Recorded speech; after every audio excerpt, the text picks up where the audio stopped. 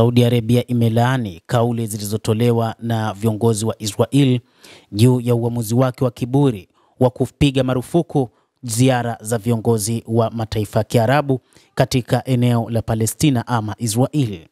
Mawaziri wa mataifa ya Kiarabu wameungana na Saudi Arabia kulaani uamuzi wa Israel wa kiburi wa kupiga marufuku kuingia katika taifa la Kipalestina na hata nchini Israel. Wizara ya mambo ya kigeni kutoka Saudi Arabia, Misri, Jordan na mataifa mengine ya Kiarabu wanasema kukataa kwa Yerusalemu kuruhusu safari za kihistoria kwenda Ramallah kunaonyesha kupuuza sheria za kimataifa kwa serikali hizo. Lakini pia wanatengeneza mazingira ya kutoelewana katika eneo hilo la Mashariki ya Kati ambapo Israel badala ya kuwa na ugomvi na makundi ya wapiganaji sasa inaingia ugomvi na serikali nyingi zaidi na zaidi. Israel ina ugomvi mkubwa na Iran, lakini sasa inaingiza ugomvi wake katika mataifa mengine ya Kiarabu ikiwa ni pamoja na Misri, ikiwa ni pamoja na Jordan, kadhalika na Saudi Arabia. Mawaziri wa mambo ya nje wa nchi hizo za Kiarabu ambao walikuwa wamepanga kuzuru ukingo wa Magharibi mwishoni mwa juma wamelaani uamuzi huo wa Israel wa kuzuia safari yao siku ya Jumamosi.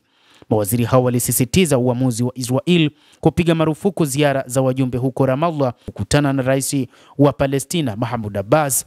Wizara ya mambo ya nje ya Jordan ilisema mawaziri kutokea mataifa kama vile Saudi Arabia, Misri, Jordan, Qatar, Bahrain na Umoja wa Falme za Kiarabu UAE walitarajia kushiriki pamoja na Uturuki kwa mujibu wa taarifa hiyo. Taarifa ya pamoja ya mawaziri hao imesema uamuzi wa kuzuia ziara hiyo unaonyesha kiwango cha kiburi cha serikali ya Israel na kutozingatia sheria za kimataifa na kuendelea kwake kuchukua hatua na sera zisizokuwa halali zinazowazingira watu na ndugu zao wa Palestina na uongozi wa uhalali. Mawaziri hao waliongeza kuwa Israel inatafuta kuendeleza ukaaji na kudhoofisha nafasi ya kupata amani ya haki na ya kina. Israel iliamua kuzuia ujumbe wa mawaziri hao wa mambo ya kigeni katika eneo la Mashariki ya Kati wakiongozwa na mwanadiplomasia mkuu wa Saudi Arabia kufanya ziara ya kihistoria katika ukingo wa Magharibi. Afisa mkuu wa Israel aliliambia gazeti la Times of Israel kwamba mamlaka ya Palestina inapanga kutumia ziara ya wajumbe hao kukuza uanzishwaji wa taifa la Palestina, jambo ambalo wa Israel hawataki kulisikia. Israeli haitashirikiana na hatua zinazolenga kuidhuru, lakini pia kuhatarisha usalama wake, afisa huyo wa Israeli alisisitiza. Amedai kuwa taifa la Palestina litakuwa taifa la kigaidi katikati mwa ardhi ya Israeli. Hata hivyo, wachambuzi wa mambo pamoja na viongozi katika mataifa hayo wanasema kwamba kitendo cha Israel kukataa maafisa wa nchi za Kiarabu kutembelea katika taifa la Palestina ni katika kile wanachosema kwamba wana mpango wa kuiteka kabisa Palestina na kwamba uwepo wa viongozi hao watenda kuona jinsi ambavyo Palestina inazidi kutekwa. Kwa kuwa Israeli inadhibiti mipaka ya ukingo wa Magharibi, idhini yake ilihitajika kwa mawaziri kuingia katika eneo hilo. Ziara ya mwanamfalme Faisal bin Farhan ilipaswa kuwa ya kwanza kufanywa na waziri wa mambo ya nje wa Saudi Arabia tangu Israeli ichukue ukingo wa Magharibi mwaka 1967. Mawaziri hao walitakiwa kuwasili Ramallah kupitia kwa helikopta kutoka Jordan.